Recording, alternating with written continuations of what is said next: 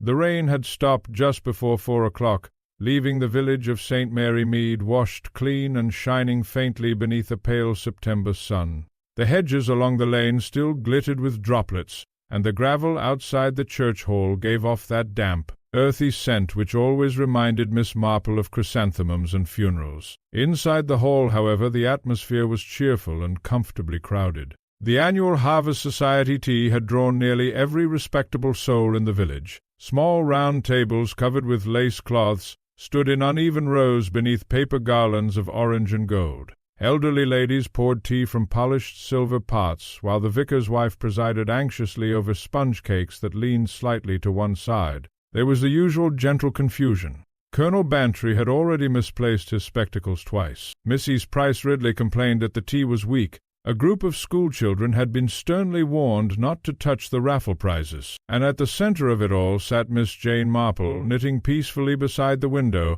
her pale blue eyes observing everything with that vague, absent expression people often mistook for harmless distraction. "Such a turnout," said Mrs. Dolly Bantry, lowering herself into the chair beside her. "Though I must say I'm quite exhausted already. Organizing village people is rather like herding ducks." Miss Marple smiled faintly. "Ducks are sometimes easier, dear," she said. "People do so hate going in the same direction." Mrs. Bantry laughed. Across the room, a tall man with silver hair stood near the tea-table speaking to several villagers. Mr. Ambrose Villiers had arrived in St. Mary Mead less than a year earlier, purchasing the old Hawthorne house at a price that still caused discussion among the village ladies. He possessed charm of a polished kind. Not warmth exactly, but excellent manners. The women found him distinguished. The men found him difficult to judge. "He's giving money for the church roof," Mrs. Bantry whispered. "Though personally I never trust anyone who's quite so smooth." Miss Marple clicked her knitting needles softly. "Smoothness," she observed, "is very often a sign that something unpleasant has been carefully covered over." At that moment Mr. Villiers glanced across the room and offered them a courteous smile. He crossed toward their table carrying a teacup and saucer. "Miss Marple," he said pleasantly, Mrs. Bantry, "I hope you approve of our humble gathering." "My dear Mr. Villiers," said Mrs. Bantry, "the cakes alone deserve a medal." He laughed obligingly. Up close, Miss Marple noticed once again how remarkably neat he was. His tie sat perfectly. His cuffs were immaculate. Even his silver hair seemed arranged with deliberate precision. Only his eyes betrayed something less orderly. They moved too quickly, a person watching constantly for danger. "Village events are most educational," he said lightly. "One learns more here in an hour than in London in a year." "Human nature is much the same everywhere," Miss Marple replied. For the briefest instant something flickered across his expression. Recognition, perhaps, or caution. Then the moment vanished. "Well," he said, "I shall remember not to misbehave under your observation." He moved away toward the raffle table, where young Cynthia Harwood was arranging tickets. Mrs. Bantry leaned closer. "There now," she murmured. "That was odd." Miss Marple continued knitting. "Yes," she said softly, "a trifle." Before Mrs. Bantry could ask further questions, the hall doors opened sharply. Mrs. Elspeth Grove entered with the air of a woman bringing weather behind her. She was breathless with importance. "Terrible news," she announced immediately. Several conversations stopped. "What is it?" demanded Mrs. Price Ridley eagerly. "Mrs." Grove lowered her voice, though not enough to prevent anyone hearing. "It's Dr. Blackwell. He says poor Leonard Finch has collapsed at Hawthorne House." A murmur swept the room. "Collapsed? Heart attack?" "Oh, dear." Leonard Finch was Mr. Villiers's secretary, a thin, nervous young man who handled correspondence and accounts. He had been seen cycling through the village only that morning. Mrs. Grove pressed on dramatically. "They sent for the doctor at once. Apparently he was found in the library." Miss Marple looked toward Mr. Villiers. He had gone perfectly still, not shocked, like a man listening for the next sound in a dark room. Then, with admirable control, he set down his teacup. "I must return immediately," he said. "Excuse me." He left the hall quickly, followed by several anxious villagers. Within moments, the comfortable warmth of the tea gathering had altered entirely. Voices lowered, faces sharpened with curiosity. Fear and excitement traveled together through the room like twin currents. Mrs. Bantry rose at once. "We ought to go, surely?" But Miss Marple did not stand. Her eyes rested instead upon the abandoned teacup Mr. Villiers had left behind. It sat neatly upon its saucer beside the raffle ledger.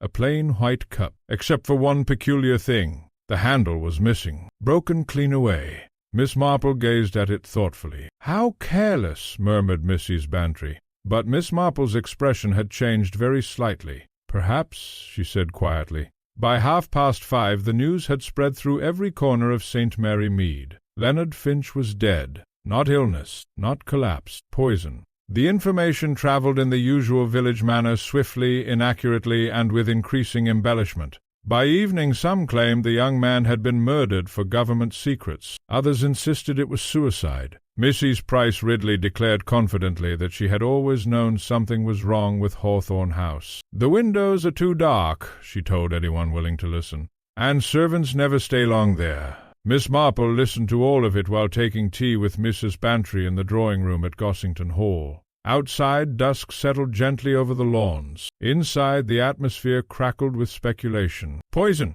Mrs. Bantry exclaimed for the 6th time. "It sounds positively continental." Miss Marple stirred her tea absently. "Poison is usually much more domestic than people imagine," she said. "That is what makes it alarming. Sir Henry Clithering, former Commissioner of Scotland Yard and an old friend of Miss Marple's, happened fortunately to be staying nearby. He arrived shortly after 6, carrying the air of a man who had already heard too much gossip. "My dear ladies," he sighed, "the village appears ready to hang someone before supper." "Who is it to be?" asked Mrs. Bantry eagerly. "At present, Mr. Villiers." Mrs. Bantry gave a triumphant nod. "I knew it." Sir Henry removed his gloves carefully. The police discovered Finch died from cyanide. Apparently he drank coffee in the library shortly before his death. Villiers was the last known person to see him alive. "And motive?" asked Miss Marple. Sir Henry hesitated. "Money, perhaps?" Finch handled financial records. Miss Marple looked up sharply. "You see something?" he asked. "My dear Sir Henry, one always sees something. The difficulty is deciding whether it matters." Mrs. Bantry groaned. "There you are again, Jane. You always talk as though people were crossword puzzles. In many ways they are." Sir Henry settled into his chair. "There's another curious point," he said. "The maid insists Finch seemed frightened all day, as though expecting trouble." Miss Marple was silent. Then she asked unexpectedly, "What sort of cup did he drink from?" Sir Henry blinked. "A cup? I really don't know." Mrs. Bantry laughed. "Jane, honestly, a man is murdered and you concern yourself with crockery." But Miss Marple did not smile. "In my experience," she said gently, "small objects are often much more truthful than people." The room fell quiet for a moment. Then Sir Henry leaned forward. "You noticed something this afternoon?" Miss Marple folded her hands over her knitting. "There was a teacup at the church hall, one with the handle broken off." Mrs. Bantry stared. "My dear Jane, surely that cannot matter." "Perhaps not," said Miss Marple. "But it reminded me of a maid I once knew in Florence. She broke every cup she touched whenever she was frightened." Sir Henry watched her carefully. "And was Mr. Villiers frightened?" Miss Marple looked toward the darkening window. "Yes," she said softly. "Very frightened indeed." Far away beyond the quiet village lanes, the church bells began to ring the hour. And somewhere in the gathering darkness another person besides Ambrose Villiers was afraid. The following morning dawned grey and windless over St. Mary Mead. A faint mist lingered over the hedgerows, and the village seemed unusually subdued, as though the very cottages had drawn their curtains tighter in response to Leonard Finch's death. Even the butcher's boy bicycled more quietly along the lane. Murder altered a village in curious ways. People spoke softly while simultaneously listening harder than ever. Miss Marple noticed it at once as she walked toward the post-office shortly after 10 o'clock. Conversations paused when she entered. Faces brightened with cautious excitement. Murder was dreadful, but it was also deeply interesting. Miss Weatherby at the post-counter leaned forward confidentially. "They say the poison was placed directly into the coffee," she whispered. "And there are rumors the secretary discovered something improper in the accounts." Miss Marple nodded mildly. "Rumors do grow very quickly," she observed. Miss Weatherby lowered her voice even further. "And Mrs. Ellis says Mr. Villiers argued with the poor young man yesterday morning." "Indeed?" "Oh, yes." "Loud enough for servants to hear?" Miss Marple accepted her letters with a polite smile. The difficulty with village gossip, she reflected, was not that it was false. It was that it mixed truth and nonsense together so perfectly one could rarely separate them at first glance. Outside the post office she encountered Dr. Haydock striding briskly down the lane, his coat flapping behind him. "Morning, Miss Marple." "Good morning, Doctor." "Busy day?" "Half the village has suddenly become nervous about headaches and indigestion." He snorted. "Murder always improves people's awareness of their own mortality. And Mr. Finch?" Dr. Haydock's expression grew grave. "Nasty business. Cyanide unquestionably." "You examined him personally?" Miss Marple hesitated slightly. "And did anything strike you as unusual?" The doctor looked thoughtful. "Only one thing." Finch had not finished the coffee. He drank perhaps 2 mouthfuls at most. Miss Marple's knitting bag shifted slightly upon her arm as she adjusted her grip. "A person expecting ordinary coffee generally drinks more than that," she murmured. "Exactly." The doctor peered at her sharply. "You think he suspected something?" "I wonder whether he noticed something." Dr. Haydock opened his mouth to reply, but at that moment a motor car appeared around the corner. Inspector Slack emerged from it with his usual air of energetic certainty. He was a capable officer in many respects, though Miss Marple often felt he approached investigations rather like a terrier attacking a rat-hole enthusiastically, but with insufficient patience. "Morning," he said shortly. His eyes moved toward Miss Marple with visible caution. Inspector Slack respected her intelligence while simultaneously wishing she would stay out of police matters entirely. "Inspector," said Miss Marple pleasantly. "We've searched Hawthorne House," he announced. "Found enough evidence to keep us occupied." Dr. Haydock raised an eyebrow. "Oh?" Slack nodded importantly. "Financial irregularities. Missing sums. Finch appears to have discovered them." "And Mr. Villiers?" asked Miss Marple. "Claims ignorance naturally." "Of course." Slack folded his arms. Still motives becoming clearer.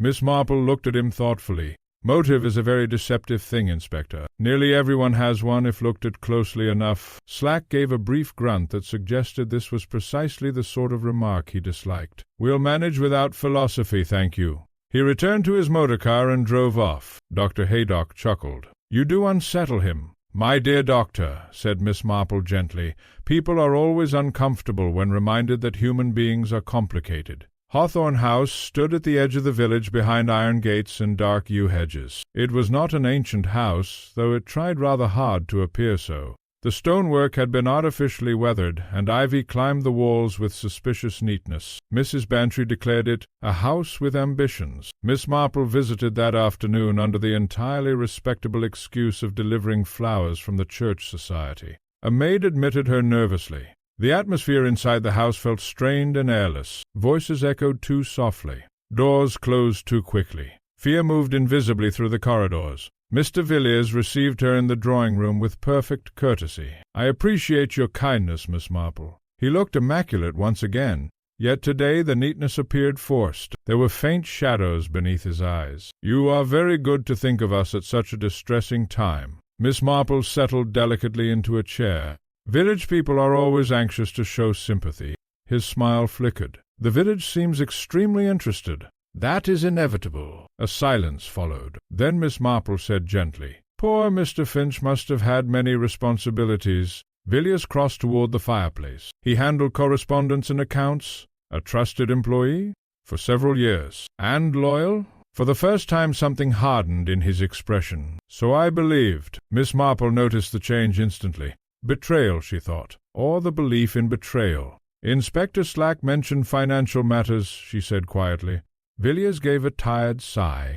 "I suppose the entire village knows already." "Villages are extraordinarily efficient." He managed a faint smile. "There appear to have been discrepancies in certain records. Finch may have feared discovery." Miss Marple watched him carefully. "And you believe he poisoned himself? Is that not possible?" "Oh, yes," said Miss Marple softly. "Quite possible." Her eyes drifted casually around the room. Then they stopped. Upon a side table near the window sat a porcelain teacup, without a handle, exactly like the one from the church hall. Miss Marple's gaze lingered only a fraction too long. Villiers noticed. "That old thing?" he said lightly. "Part of a set unfortunately damaged years ago."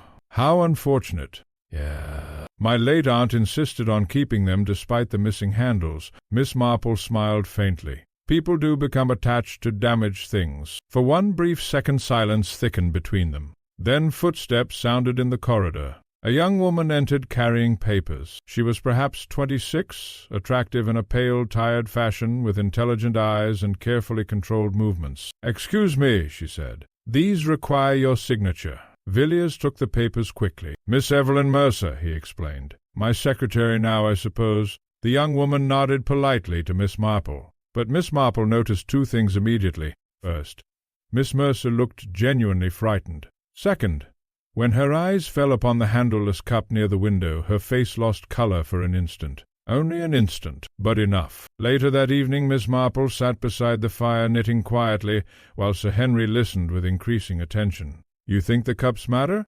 "I am certain they matter." "But why?" Miss Marple laid down her knitting. "My dear Sir Henry, objects develop habits exactly as people do.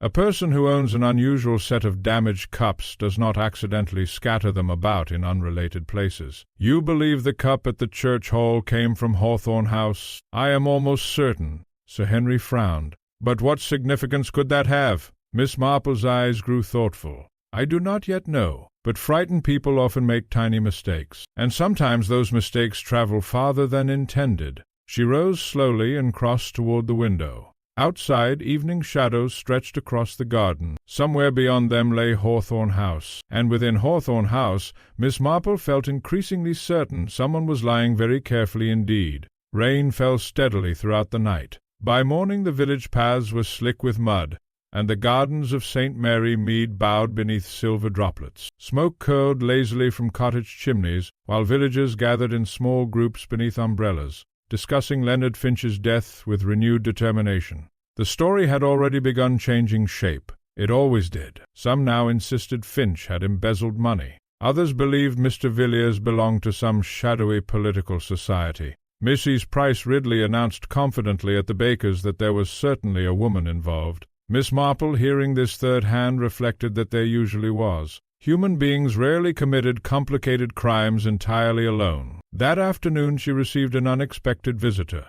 Miss Evelyn Mercer arrived at the cottage shortly after 3 o'clock. She appeared nervous enough to startle at the sound of her own footsteps. Miss Marple welcomed her kindly. "You are very wet, my dear. Do sit nearer the fire." "Thank you." Evelyn removed her gloves slowly, as though trying to steady herself through careful movements. Miss Marple poured tea. People often revealed more over tea than during formal questioning, particularly frightened people. "You wish to see me?" Miss Marple asked gently. The younger woman hesitated. "I hardly know whether I should have come. That generally means it was wise to do so." A faint smile touched Evelyn's face before disappearing again. "I feel—" Evelyn looked up sharply. "You understand?" "My dear, one learns to recognize anxiety. It has very distinct manners." For several moments the younger woman stared into her teacup. Then she spoke quickly. "I don't believe Leonard Finch killed himself." Miss Marple said nothing. "Everyone assumes he discovered financial irregularities," Evelyn continued. "But Leonard wasn't frightened about money. What was he frightened of?" Evelyn lowered her voice. "Someone." The room grew very quiet. Outside, rain tapped softly against the windows. "Did he say who?" asked Miss Marple. But during the past week he became increasingly nervous. He kept checking doors, looking over his shoulder. She swallowed. "Twice I saw him searching through old papers in Mr. Villiers's study." "And did Mr. Villiers know?" "I'm not certain." Miss Marple folded her hands neatly. "You came here because you discovered something." Evelyn looked startled. "How did you know?" "My dear, people do not visit elderly ladies during rainstorms merely to discuss feelings." A brief flash of relief crossed Evelyn's face. Then she reached into her handbag and withdrew a small leather-bound notebook. It belonged to Leonard. Miss Marple accepted it carefully. The cover was worn and slightly stained with ink. "A diary?" "Not exactly. More like private notes." Miss Marple opened it slowly. Most pages contained ordinary business reminders and scattered calculations. But near the center several entries had been written in unusual haste. "He knows. Must find proof before Friday. Cup again today." And finally, underlined twice, "If anything happens to me, Hawthorne House library desk." Miss Marple's eyes rested quietly upon the words. "Did the police see this?" "No." "Why not?" Evelyn looked ashamed. "I was frightened." "Yes," said Miss Marple softly. "Fear does make honesty very difficult sometimes." Evelyn leaned forward suddenly. "There's something else." Miss Marple waited. "The morning Leonard died, I heard him arguing with Mr. Villiers." "What about?" "I couldn't hear clearly, but Leonard said, 'You can't hide it forever.'" Miss Marple closed the notebook gently. "And Mr. Villiers—" Evelyn hesitated. "He sounded—" Sir Henry arrived later that evening and found Miss Marple sitting thoughtfully beside the fire. "Well?" he asked eagerly. Miss Marple handed him the diary. He read in silence. He murmured finally. "Very. You think Finch discovered some old secret?" "I think," said Miss Marple slowly, "that Leonard Finch discovered something someone believed safely buried."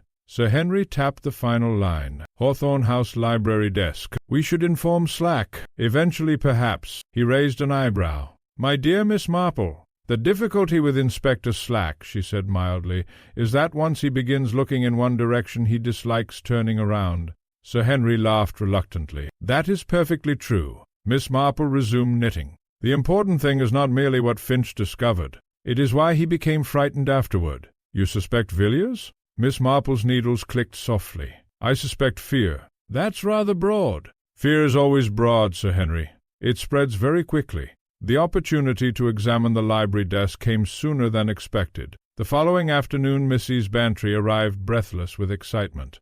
"Jane!" "The most fortunate thing has happened." Miss Marple looked up calmly. "Fortunate things usually arrive shouting." Mrs. Bantry ignored this. "There's to be a small gathering at Hawthorne House this evening. Mr. Villiers says he wishes to thank certain villagers for their support during this unpleasantness." "How courageous of him!" "And naturally we're invited." Miss Marple's eyes brightened almost imperceptibly. "How very convenient." Hawthorne House seemed colder at night. Shadows collected heavily along the corridors, and the lamps cast narrow pools of yellow light that failed entirely to make the place cheerful. Only a handful of guests attended. Mrs. Bantry, Dr. Haydock, the vicar and his wife, Miss Mercer, and, somewhat unexpectedly, Inspector Slack himself. Villiers moved among them with polished composure, though Miss Marple noticed the strain beneath it growing steadily worse, like a rope fraying thread by thread. At one point she quietly slipped away from the drawing-room. The library door stood slightly open. Inside, the room smelled faintly of leather and old smoke. The writing desk stood near the fireplace. Miss Marple approached it slowly. The drawers had already been searched recently, she could tell from their disorder. Police officers rarely replace papers properly, but one small compartment remained locked. Miss Marple examined it thoughtfully. Then her eyes moved upward. Above the desk hung a framed photograph slightly crooked upon the wall. Curious, she adjusted it gently. Something small slipped free behind the frame and landed silently upon the carpet. A key. Miss Marple bent slowly and picked it up. A moment later the compartment clicked open. Inside lay only a single envelope. No name, no address. Miss Marple opened it carefully. Her eyes scanned the contents, and for the first time since Leonard Finch's death, genuine surprise crossed her face. Footsteps sounded suddenly behind her. Miss Mercer stood in the doorway, pale with alarm. "Miss Marple." Before she could continue, a loud crash echoed from upstairs. Then came a scream. A woman's scream, terrified, and instantly followed by silence. For one suspended moment nobody moved. The scream seemed to linger in the corridors of Hawthorne House long after the sound itself had vanished. Then chairs scraped violently in the drawing-room. Voices rose. Inspector Slack pushed past the others at once, hurrying toward the staircase while Dr. Haydock followed close behind. Miss Marple and Evelyn Mercer exchanged one quick glance before joining the others. The upper landing was dimly lit. A single lamp flickered against the wallpaper, casting uncertain shadows across frightened faces. At the far end of the corridor lay Mrs. Lydia Carstairs, the vicar's wife, collapsed beside a small table overturned onto the carpet. Mrs. Bantry gave a gasp. "My heavens!" Dr. Haydock knelt immediately beside the unconscious woman while Inspector Slack scanned the corridor sharply. "What happened here?" No one answered. The silence itself felt unnatural. Miss Marple's eyes moved quietly around the landing. The broken table, a shattered vase, water spreading slowly across the carpet, and one door standing slightly open at the corridor's end. Mr. Villiers appeared pale beneath the lamplight. "She screamed suddenly," he said hoarsely. "Then we heard the crash." Dr. Haydock looked up. She's alive, only fainted." Mrs. Bantry released a dramatic sigh of relief. "But why scream like that?" At first no one replied. Then Mrs. Carstairs stirred weakly. Her eyes opened. She looked straight toward the half-open door. "There was someone there," she whispered. Inspector Slack turned sharply. "Someone? A woman?" Her voice trembled violently. She was standing in the doorway. Silence tightened instantly across the landing. "A woman?" repeated Slack. Mrs. Carstairs clutched Dr. Haydock's sleeve. "She disappeared when I screamed." Inspector Slack strode immediately toward the open door. It led into an unused guest bedroom. Empty, yet the curtains near the window still moved faintly, though the night outside was windless. Slack crossed quickly to the window. Locked from inside. No sign of entry or escape. "How absurd," muttered Villiers. "There's nobody here." But Miss Marple noticed something. On the dressing-table lay a thin layer of dust, except for one clear mark, a gloved handprint. Very recent. The disturbance ended eventually, though not comfortably. Mrs. Carstairs insisted repeatedly that she had seen a woman standing motionless in the corridor shadows. "A tall woman," she whispered. "Dark clothes, watching me." Inspector Slack appeared unconvinced. "Nerves," he declared. "This house has everyone imagining ghosts." Yet even he seemed unsettled. Villiers attempted polite laughter, but it sounded brittle. Meanwhile, Miss Marple sat quietly in the library once more, the mysterious envelope hidden safely within her handbag. Sir Henry joined her several minutes later. "Well," he murmured. Miss Marple glanced toward the doorway before speaking softly. "The envelope contained newspaper clippings." "About what?" "A trial." Sir Henry frowned. "What sort of trial?" "Murder." His expression sharpened instantly. Miss Marple removed the folded papers carefully. The yellowed clippings were nearly 20 years old. The headline read, "Businessman acquitted in wife poisoning case." Beneath the article appeared a photograph. Darker-haired, but unmistakably Ambrose Villiers. Sir Henry stared. "Good Lord!" "The case occurred in London," said Miss Marple quietly. "His wife died after drinking poisoned coffee." Sir Henry looked up sharply. "Coffee again?" A heavy silence settled between them. "The jury acquitted him?" he asked. "Insufficient evidence." Miss Marple's fingers rested lightly upon the clipping. "But public suspicion remained." Sir Henry exhaled slowly. "And Finch discovered this?" "I believe so." "Then Villiers had motive after all." Miss Marple shook her head slightly. "No." "No? My dear Sir Henry, this gives Villiers a reason for fear, not necessarily murder. You think someone was blackmailing him? Possibly." She looked toward the staircase thoughtfully. "Or reminding him." The guest departed earlier than expected after the incident upstairs. No one wished to remain at Hawthorne House longer than necessary. As Miss Marple prepared to leave, Evelyn Mercer approached her quietly near the front door. "You found something in the desk." Miss Marple regarded her gently. Evelyn's face tightened. "I knew Leonard discovered something terrible." "Did he ever mention London?" The younger woman hesitated. "Only once. He asked whether I believe people could truly change." Miss Marple was silent a moment. "That is a very difficult question," she said softly. Evelyn lowered her eyes. "I think he was frightened of what Mr. Villiers had been before coming here." "Perhaps." Miss Marple studied her carefully. "You cared for Mr. Finch." A faint blush touched Evelyn's pale face.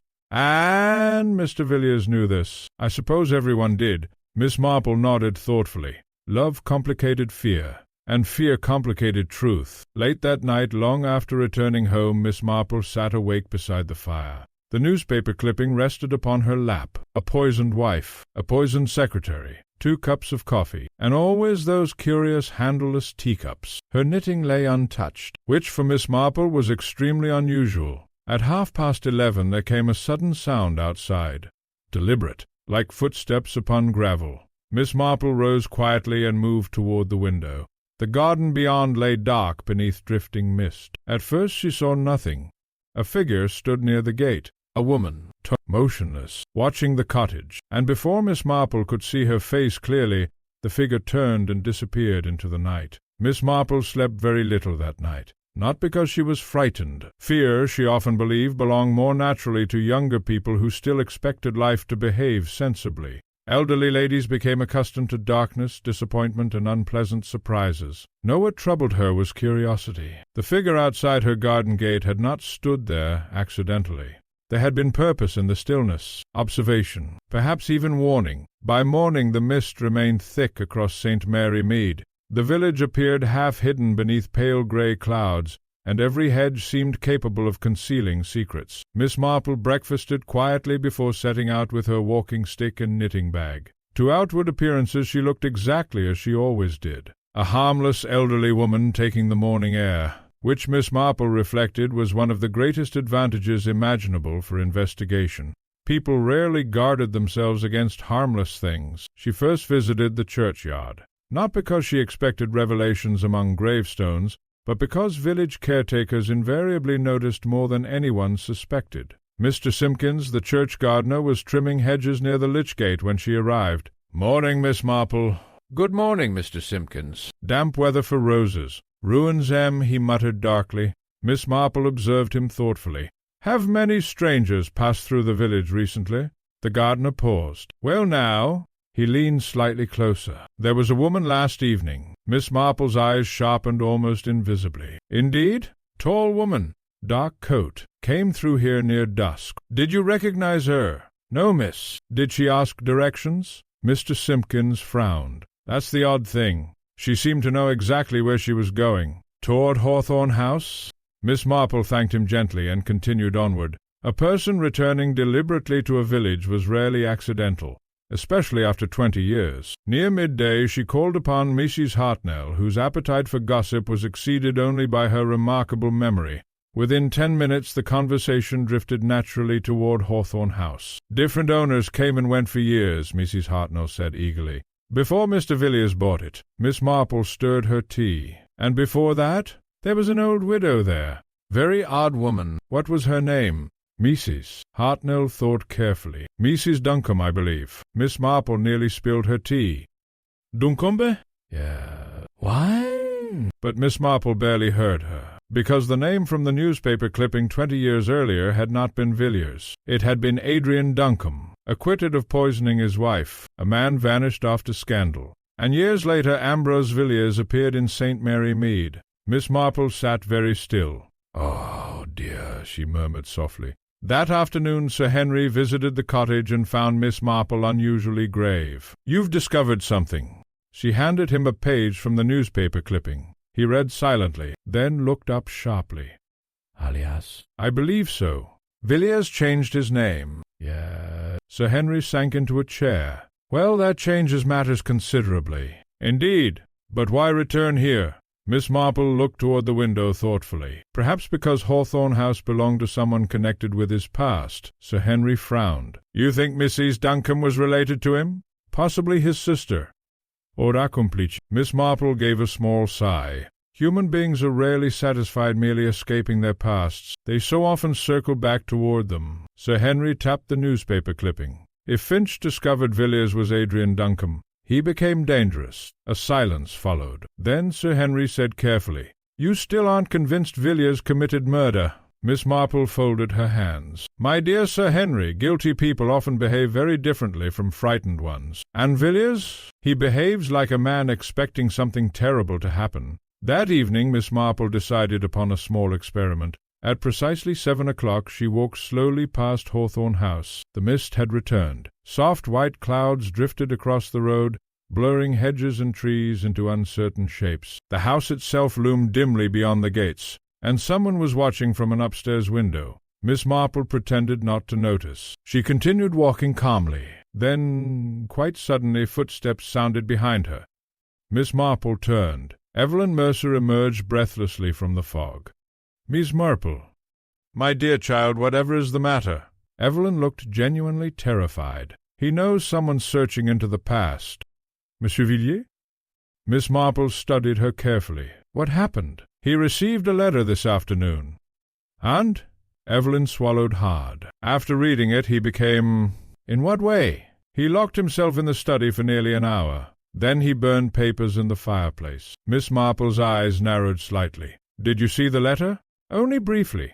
Evelyn lowered her voice. "It contained just 3 words." "What words?" The younger woman looked over her shoulder nervously before answering. "She remembers everything." Cold air drifted softly through the misty lane. For the first time since the investigation began, Miss Marple felt certain of one thing. The mysterious woman had not come to kill Ambrose Villiers. She had come because of something that happened 20 years ago, and somewhere inside Hawthorne House, a terrified man was waiting for the past to arrive at his door. Near midnight the waiting ended. A servant from Hawthorne House came pounding desperately upon Miss Marple's cottage door. When she opened it, the girl was pale and shaking. "Oh, Miss Marple, please come quickly." "What is it?" "It's Mr. Villiers." The servant's voice trembled violently. "We found him in the library." Miss Marple's eyes grew still. "Dead?" she asked quietly. The girl nodded. "And beside him," she whispered, "was another broken teacup." The library at Hawthorne House smelled faintly of smoke, coffee, and bitter almonds. Miss Marple noticed the scent immediately upon entering. Cyanide again. The room was brightly lit, though the atmosphere remained curiously heavy, as if fear itself had settled permanently into the curtains and carpets. Inspector Slack stood near the fireplace, looking both irritated and grim. "This case," he muttered, "is turning into a nightmare." Ambrose Villiers sat slumped sideways in the leather chair beside the writing desk. His face had already taken on the dreadful stillness that belonged only to the dead. Upon the table beside him stood a white teacup, handle broken clean away. Dr. Haydock rose slowly from examining the body. "Same poison," he said quietly. Slack cursed beneath his breath. Mrs. Bantry, who had insisted upon accompanying Miss Marple despite everyone's objections, gave a dramatic shiver. "Oh, this house is cursed." "No," said Miss Marple softly, "only inhabited by human beings." Inspector Slack turned sharply. "You expected this, didn't you?" Miss Marple looked at him calmly. "I feared it." Slack folded his arms. "Well, now our chief suspect is conveniently dead." "Yes," said Miss Marple, "which is rarely convenient at all." The servants gathered nervously in the dining-room while questioning began. Every face showed strain. Every voice carried uncertainty. Fear had deepened after the second death. People who once whispered gossip now glanced over their shoulders before speaking. Miss Marple sat quietly near the window while Inspector Slack questioned Evelyn Mercer. "You discovered the body?" "Yes." "What time?" "A little after 11. "Explain exactly." Evelyn clasped her trembling hands tightly. "Mr. Villiers remained in the library after dinner. He said he wished to work alone. And then I heard a sound later, like something falling." Her voice weakened slightly. "When I entered the room, he was already dead." Slack studied her sharply. "And nobody else entered?" "I don't know." "Did Villiers receive visitors?" "No." Inspector Slack glanced toward Miss Marple briefly before continuing. "What about the mysterious woman seen around the village?" Evelyn's face lost color. "I've never seen her clearly. But you believe she exists?" Slack made another note. Then suddenly, "Did Leonard Finch know about Adrian Duncombe?" Silence struck the room instantly. Evelyn stared. "Adrian, Villiers' real name," said Slack bluntly. Miss Marple watched carefully. Shock crossed Evelyn's face. Real shock, not performance. "No," she whispered. "I never knew." Inspector Slack frowned. Apparently he had expected otherwise. "Later, while the police searched the library once more," Miss Marple moved slowly about the room alone. Her eyes rested upon small things, the burned papers in the fireplace, the overturned ashtray, the coffee tray near the side table, and finally the teacup itself. She bent slightly closer. Then her expression changed. "Interesting," she murmured. Sir Henry approached quietly. "What is it?" Miss Marple pointed delicately. "The crack." The cup possessed a faint hairline fracture near its base. Sir Henry looked puzzled. "I don't follow." "My dear," said Miss Marple softly, "this cup was broken before tonight." He stared. "You're certain?" "And?" Miss Marple straightened slowly. "The killer brought it here deliberately." Inspector Slack remained unconvinced. "A cup proves nothing." "On the contrary," said Miss Marple gently, "people reveal themselves through habits." Slack sighed impatiently. "With respect, Miss Marple, we're investigating murder, not china collections." "Yes," she said, "and someone wishes us to connect these murders very specifically." Sir Henry leaned forward. "You think the handleless cups are staged?" "I think they are messages." Slack frowned. "Messages from whom?" Miss Marple did not answer immediately. Her eyes moved thoughtfully toward the dark window. "Someone who remembers the first poisoning." Rain battered the windows harder as the evening deepened.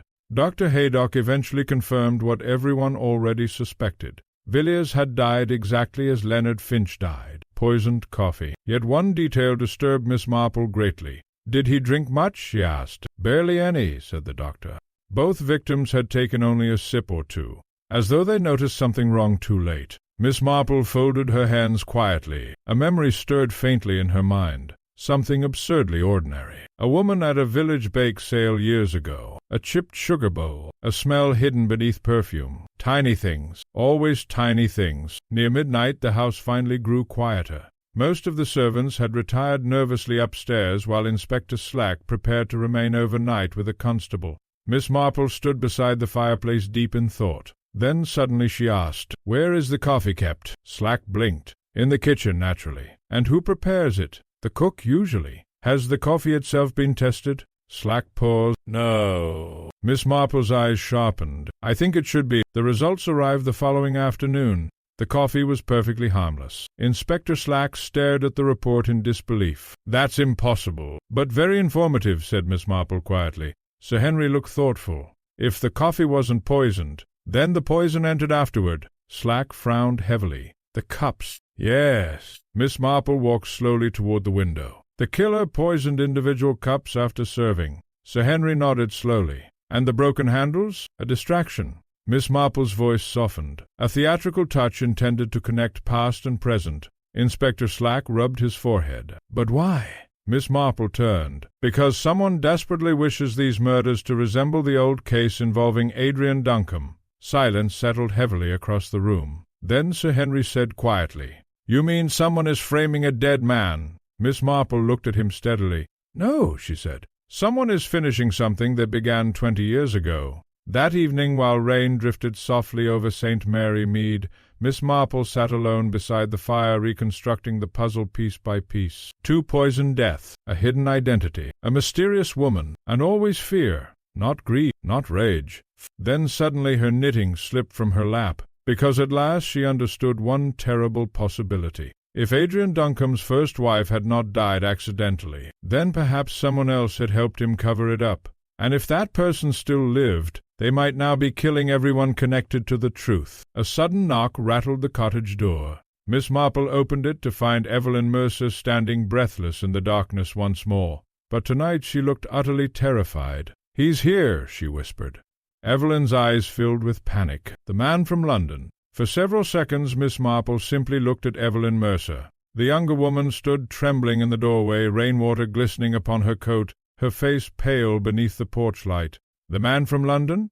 Miss Marple repeated quietly. Evelyn nodded quickly. "I saw him near the inn not 20 minutes ago." "Did he see you?" "I don't think so." Miss Marple stepped aside at once. "Come inside, my dear. You are shaking." Evelyn entered hurriedly while Miss Marple closed the door against the wind. The cottage felt unusually warm after the cold darkness outside. The fire crackled softly, and the familiar domestic comfort seemed to steady Evelyn slightly. Miss Marple poured tea without speaking. People often became clear after tea. Eventually Evelyn whispered, "I think he followed me."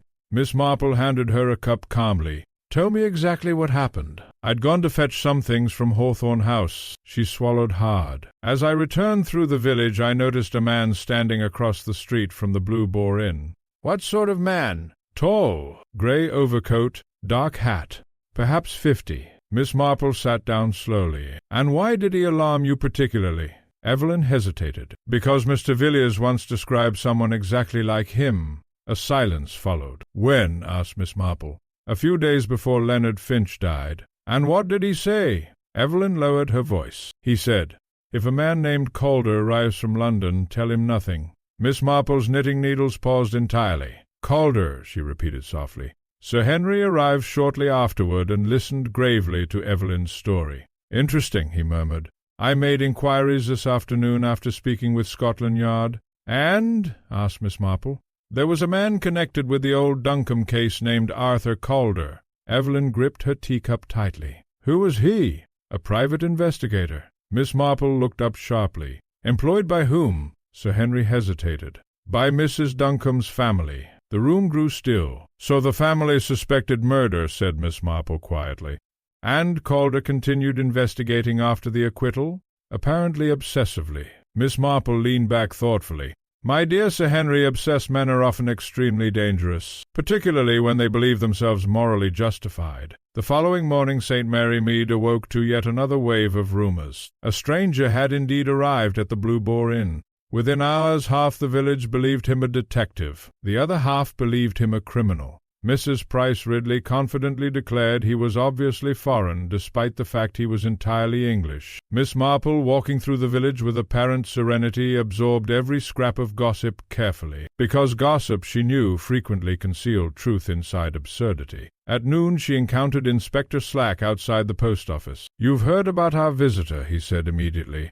"We questioned him this morning. He admits knowing Adrian Duncombe years ago." Miss Marple's eyes sharpened slightly. "Did he come here voluntarily?"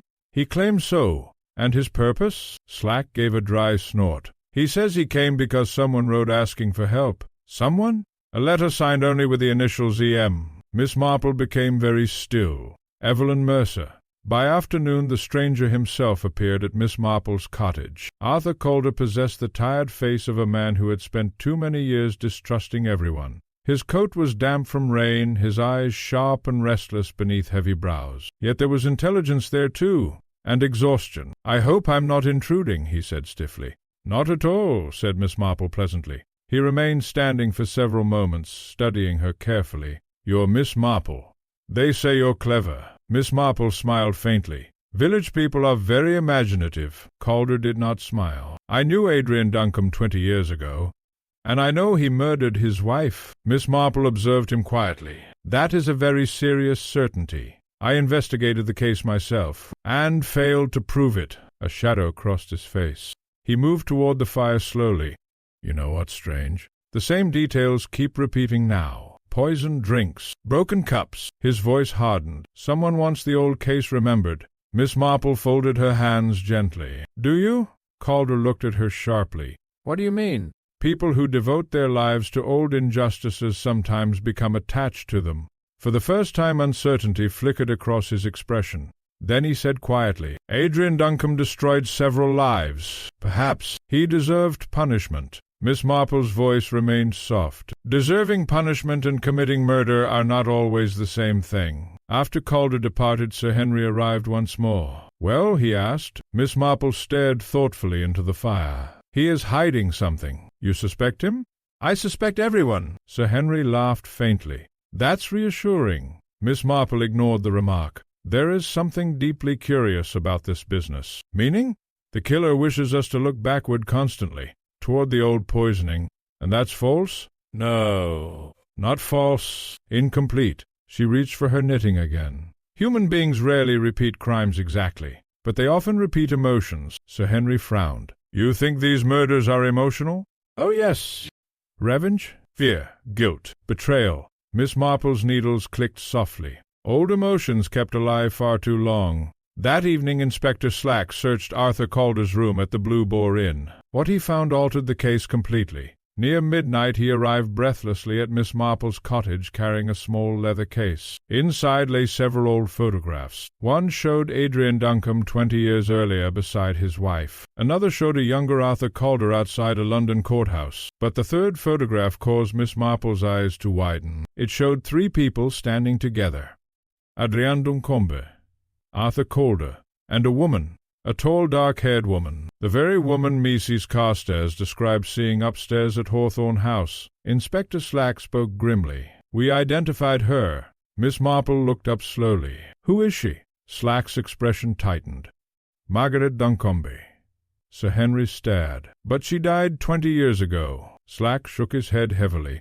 "No," he said. "She disappeared." Outside, thunder rolled faintly across the dark countryside. And, somewhere in St. Mary Mead, a woman long believed dead was walking quietly through the night. The revelation spread through St. Mary Mead with astonishing speed. By breakfast the entire village buzzed with one extraordinary fact. Margaret Duncombe, the woman supposedly murdered 20 years earlier, had never died at all. Mrs. Price Ridley nearly dropped a tray of buns upon hearing it. "Impossible," she declared loudly inside the bakery.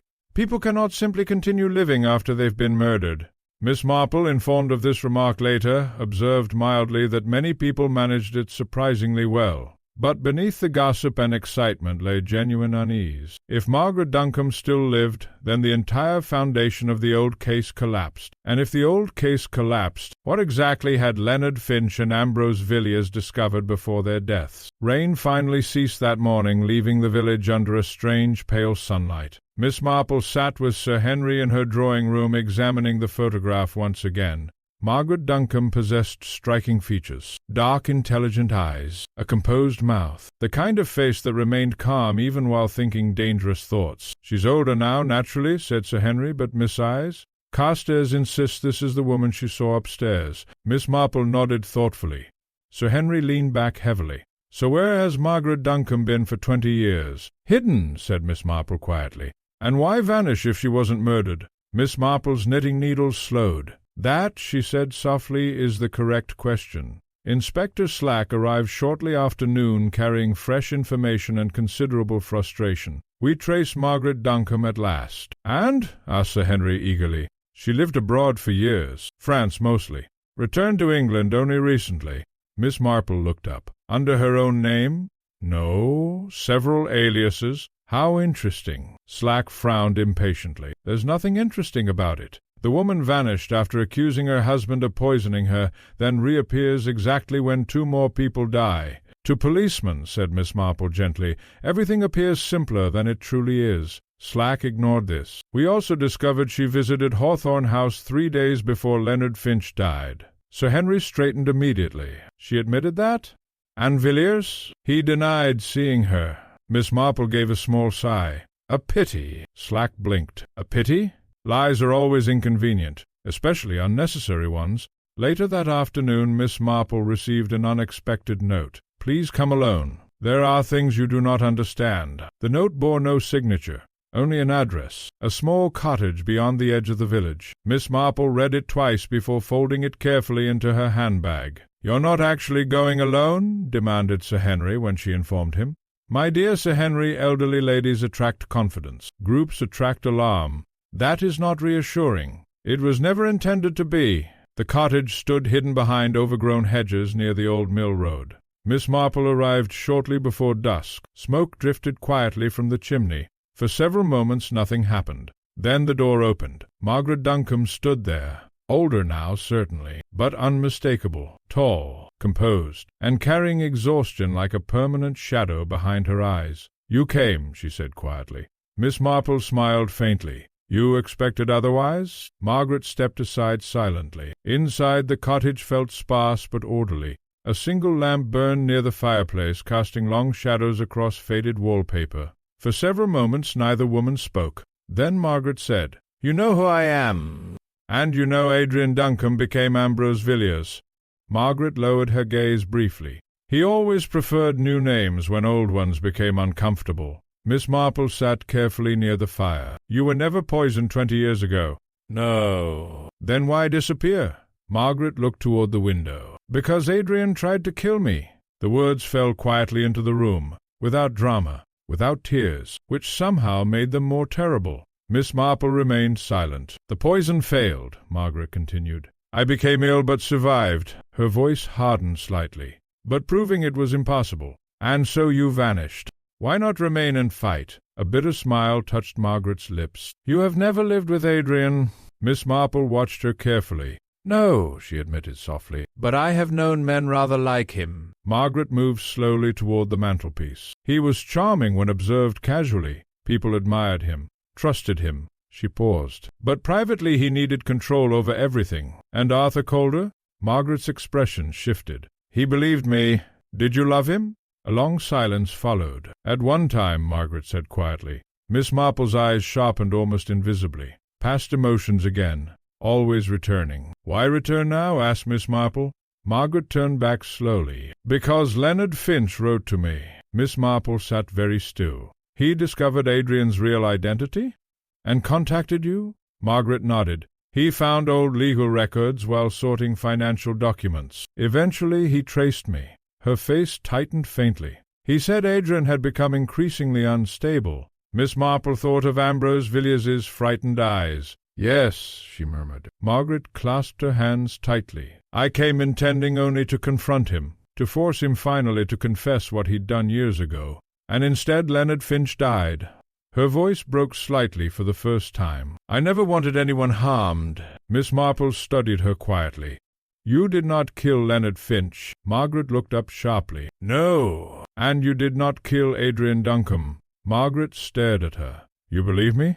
My dear, said Miss Marple softly, guilt leaves very different fingerprints upon people. For the first time Margaret seemed close to tears. But before either woman could speak further, a sound came suddenly from outside, close to the cottage. Both women froze. Then came the unmistakable creak of the garden gate opening slowly. Miss Marple rose carefully. Margaret whispered, Someone followed you. The footsteps approached the front door. One step, then another. Then silence, and finally 3 soft knocks. The 3 knocks sounded soft, almost polite, which Miss Marple often believed made such moments far more alarming. Margaret Duncombe stood rigid beside the fireplace, her face drained of color. For one brief instant she looked not like a mysterious woman from the past, but merely someone profoundly tired of fear. The knock came again. Miss Marple moved toward the door calmly.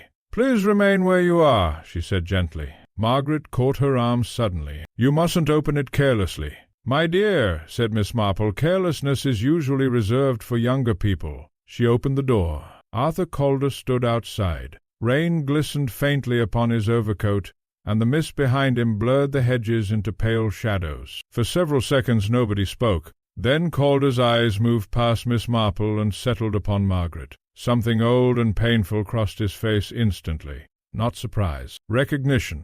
"You," he said quietly. Margaret did not answer. Miss Marple stepped aside. "Perhaps," she suggested mildly, "coming inside would prevent the entire village overhearing." Calder entered slowly. The atmosphere inside the cottage tightened at once. Miss Marple observed them both carefully. 2 people bound together by 20 years of unfinished emotions. Dangerous things, unfinished emotions. Arthur Calder removed his gloves with deliberate calm. "I wondered how long it would take before you appeared," Margaret said finally. "And I wondered whether you'd come willingly." Miss Marple seated herself quietly near the fire. People revealed astonishing truths when elderly ladies appeared unimportant. Calder's eyes remained fixed on Margaret. "You should have told me you were returning." Margaret laughed softly, a bitter sound. "Why? So you could stop me again?" Silence followed. Miss Marple noticed Calder flinch very slightly. "You knew she was alive all these years," Miss Marple said quietly. Calder looked toward her. "Yeah." "And you concealed it." "I was protecting her." Margaret's expression hardened. "You are controlling me." Calder ignored this. "Adrian Duncombe was dangerous." "Yes," said Margaret coldly. "But obsession can become dangerous too." Miss Marple folded her hands thoughtfully. There it was again. Control. Emotions repeating themselves across decades like patterns in wallpaper. At length Miss Marple asked, "When Leonard Finch contacted Margaret, did he contact you as well?" Calder hesitated. Margaret turned sharply. "You never told me that." "He was frightened," Calder replied. "He believed Adrian suspected him." Miss Marple's eyes sharpened. "And did he?" What exactly had Finch discovered? Calder moved toward the window. "He found letters." "From Margaret?" "No." Calder's voice lowered. "From Adrian's first housekeeper." The room grew very still. Miss Marple said softly, "The woman who prepared the poisoned coffee 20 years ago." Calder nodded slowly. "She wrote several letters before her death confessing she'd helped Adrian." Margaret closed her eyes briefly. "My God." "She claimed Adrian manipulated her into believing you deserved punishment." Miss Marple looked thoughtfully into the fire. "Yes," she murmured. "That sounds extremely probable." Calder continued quietly. "Finch found the letters hidden among old documents." "And Adrian discovered this?" Margaret gripped the back of a chair tightly. "So Leonard truly was murdered because of the old case." Miss Marple shook her head gently. "No." Both turned toward her. "My dear Margaret, Leonard Finch died because someone feared the truth now, not 20 years ago." A heavy silence followed. Then Calder frowned. "What do you mean?" Miss Marple looked at him steadily. "The old letters explain Adrian's fear, but not the present murders. You think someone else is involved?" "I think," said Miss Marple softly, "someone is using the past very cleverly." Margaret stared at her. "But who?" Before Miss Marple could answer, footsteps sounded suddenly outside once more. Different footsteps. Quicker. The cottage door burst open before anyone could react. Inspector Slack entered breathlessly. "Thank God," he snapped. "I've been searching everywhere." His eyes moved rapidly between them, then stopped. "Well," he muttered grimly, "this saves time." Margaret straightened slowly. "You intend arresting me?" "For the moment, yes." Miss Marple rose at once. "That would be extremely foolish, Inspector." Slack frowned impatiently. "2 men dead after she returns to the village?" "Yes," said Miss Marple calmly. "Which is precisely why she is unlikely to be the murderer." Slack stared. "Oh, honestly, Miss Marple, my dear Inspector, murderers rarely arrange circumstances to appear quite so obvious." Calder stepped forward sharply. "She's telling the truth. Margaret didn't kill anyone." Slack gave him a cold look. "And you conveniently support each other?" Miss Marple's eyes narrowed slightly. "Conveniently." There was something too convenient about all of this. Then suddenly her thoughts stopped. A tiny memory surfaced, a cracked teacup, a frightened secretary, and Evelyn Mercer's trembling hands. Miss Marple became very still. So still that Sir Henry, entering just behind Inspector Slack, noticed immediately. "What is it?" he asked quietly. Miss Marple barely heard him, because at last the final pattern had begun arranging itself clearly in her mind. Not the past, not revenge. Possessive, frightened love. And once she saw it, everything changed. Inspector Slack eventually agreed reluctantly not to arrest Margaret immediately, but he insisted all 3 remain available for questioning. As the discussion continued, Miss Marple moved silently toward the cottage window. Outside, the mist drifted low across the lane, and through it, just for an instant, she saw someone standing near the hedge, watching the cottage. A young woman. Before Miss Marple could call out, the figure vanished into darkness, but she had seen enough. Evelyn Mercer. And upon Evelyn's face there had been something far more dangerous than fear. Jealousy. The following morning dawned unnaturally bright after days of rain. Sunlight spilled across the village lanes of St. Mary Mead, warming hedges still heavy with moisture. The ordinary beauty of the morning felt almost offensive beside the growing darkness of the case. Miss Marple sat near her window with untouched tea cooling beside her. She was thinking about Evelyn Mercer, not facts, because murder in Miss Marple's experience rarely began with cleverness. It began with emotion, and Evelyn's face outside the cottage the previous night had not belonged to a frightened innocent. It had belonged to someone desperate. Sir Henry arrived shortly after breakfast and found Miss Marple unusually thoughtful. "You've solved it," he said immediately. Miss Marple sighed softly. "My dear Sir Henry, solving things is the easy part. Proving them is always tiresome." He sat down eagerly. "Then it is Evelyn?" Miss Marple did not answer at once. Instead she asked, "Have you ever noticed how dangerous lonely people can become when they finally feel needed?" Sir Henry frowned. "You believe she loved Villiers?" "No," said Miss Marple quietly. "She loved Leonard Finch." Silence settled heavily between them. "But Leonard was the first victim." Miss Marple folded her hands gently. "And that is precisely the tragedy." Sir Henry leaned forward. Miss Marple looked out toward the garden. "Leonard Finch discovers Adrian Duncombe's true identity. He uncovers the old letters from the housekeeper and contacts Margaret Duncombe.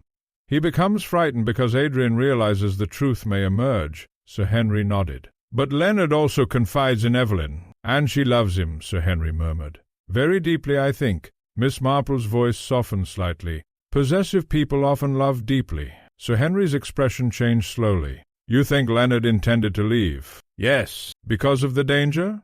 "Partly." Miss Marple paused. "And partly because he had become emotionally involved elsewhere." Sir Henry stared. "Margaret?" Miss Marple nodded once. "Oh, dear. Yes." The silence that followed felt sadder than shocking. Poor Evelyn. Lonely, devoted Evelyn. Watching the man she loved become fascinated by another woman connected to mystery and danger. And then fear entered the situation. Fear that Leonard would leave her. Fear that the past would destroy everything. Fear that she would once again become invisible and unwanted. Miss Marple sighed faintly. People committed terrible acts merely to avoid abandonment. "But the second murder?" asked Sir Henry. "Adrian Duncombe." Miss Marple reached for her knitting. "That occurred because Adrian finally understood who killed Leonard." Sir Henry straightened sharply. "He knew?" "I believe so. And Evelyn killed him to silence him." Sir Henry exhaled slowly. "My God." Miss Marple's needles clicked softly. "She is not naturally wicked. That is important." "No?" "She is emotional, frightened, Miss Marple looked grave. "Such people are often the most dangerous of all because they convince themselves they are protecting love." Inspector Slack arrived later carrying new information. "We found traces of cyanide on Evelyn Mercer's gloves." Sir Henry looked triumphant. "There now." But Miss Marple merely nodded sadly. Slack frowned. "You don't seem surprised." "No. We're bringing her in this afternoon." Miss Marple looked up sharply. "That would be a mistake." Slack blinked. "A mistake? She is frightened already." "Well, naturally. My dear Inspector," said Miss Marple quietly, "cornered frightened people become unpredictable." Slack folded his arms stubbornly. "She's a murder suspect, not a nervous rabbit." Miss Marple's expression grew unexpectedly serious. "No," she said softly. "She is a woman who has lost the person she believed gave meaning to her life." For once, Inspector Slack looked uncertain. That afternoon Miss Marple requested tea be served at Hawthorne House. Inspector Slack objected strongly. Sir Henry looked doubtful. Mrs. Bantry looked delighted. "A confrontation," she whispered excitedly. "Not precisely," said Miss Marple. But inwardly she knew it was a confrontation, only not the kind police usually understood. Human beings confessed far more often through emotion than evidence. At 5 o'clock the small gathering assembled in the drawing-room of Hawthorne House. Inspector Slack, Sir Henry, Dr. Haydock, Mrs. Bantry, Arthur Calder, Margaret Duncombe, and finally Evelyn Mercer herself. She entered pale but composed, too composed. Miss Marple watched her carefully. People holding themselves together too tightly often shattered suddenly. Tea was poured, cups arranged, conversation moved awkwardly. Then Miss Marple spoke quietly into the silence. "Leonard Finch was very kind-hearted, I think." Evelyn's hand tightened faintly around her cup. "He disliked causing pain." No answer. Miss Marple continued gently. "But kind people sometimes make unfortunate mistakes because they wish to avoid honesty." Evelyn's breathing changed almost imperceptibly. Inspector Slack glanced sharply toward Miss Marple. "She loved him," Miss Marple said softly into the quiet room, "and she realized he no longer loved her in quite the same way." Evelyn looked up suddenly. "No." But the word came too quickly, too sharply. Miss Marple's voice remained calm. "Leonard became fascinated by Margaret Duncombe's story, by the mystery, by helping her." She paused, "and perhaps by Margaret herself." Margaret lowered her eyes sadly. Evelyn stood abruptly. "That isn't true." But her voice trembled now. Miss Marple looked at her with extraordinary gentleness. "My dear child, jealousy is one of the most painful emotions in the world, especially when mixed with fear." Evelyn backed away slightly. "You don't understand." "Oh, yes," said Miss Marple softly. "I do." Tears suddenly filled Evelyn's eyes. "He was leaving me." Silence fell across the room. Nobody moved. Nobody spoke. Evelyn laughed shakily through tears. "He said he needed to go away for a while. Said things had become dangerous." Her face twisted painfully. "But he meant her. He wanted to protect her," Margaret whispered. "I never—" "Don't," Evelyn snapped violently. The room flinched. Miss Marple remained perfectly still. "You poisoned Leonard's coffee," she said gently. Evelyn closed her eyes. "I only wanted him frightened at first." Her voice broke. "I thought if he became ill he wouldn't leave." Sir Henry inhaled sharply. "But the dose. I didn't know how much— I didn't mean—" Miss Marple spoke softly over the silence. "And Adrian Duncombe realized the truth afterward." Evelyn nodded weakly. "He saw me near the tray." He understood. She covered her face. "He said he would tell the police everything." Inspector Slack stepped forward quietly now. "And so you killed him too." Evelyn lowered her hands slowly. For the first time all evening she looked utterly exhausted. "Yes," she whispered. No drama remained now, only ruin. Minutes later, as Inspector Slack gently escorted Evelyn from the room, she paused beside Miss Marple. "I loved him," she whispered brokenly. Miss Marple touched her hand lightly. "Yes," she said sadly, "that was the tragedy." The front door closed softly behind them, and silence settled over Hawthorne House once more. But Miss Marple remained seated quietly beside the untouched teacups, because one small detail still troubled her deeply. One final thing, the handleless cups. Evelyn had confessed to murder, but not to that. And Miss Marple had learned long ago that unfinished details were rarely harmless. The arrest of Evelyn Mercer should, by all reasonable standards, have brought a sense of closure to Hawthorne House. Instead, it deepened the silence. It was a strange thing, Miss Marple reflected, how confession did not always bring relief. Sometimes it merely removed one layer of confusion to reveal another underneath. That evening the house felt emptier than ever. Inspector Slack had left with Evelyn. Arthur Calder had returned to the inn in a state of stunned exhaustion. Margaret Duncombe remained at Hawthorne House under observation, though she moved like a person whose past had finally overtaken her completely. And Miss Marple sat once more in the library, alone,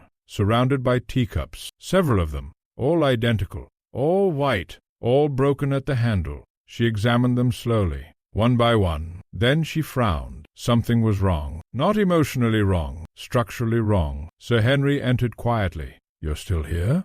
"Yes," said Miss Marple. "I thought this case was finished." "So did everyone else," she replied. He looked at the cups on the table. Evelyn confessed. "The case is solved." Miss Marple did not answer immediately. Instead she asked, "How many cups did you count at the church hall tea?" Sir Henry blinked. "I don't remember." "Why? And at Villiers' house?" "Really, Miss Marple, what does it matter now?" She looked at him calmly. "Because, my dear Sir Henry, I have been thinking about patterns," he sighed. "Patterns again."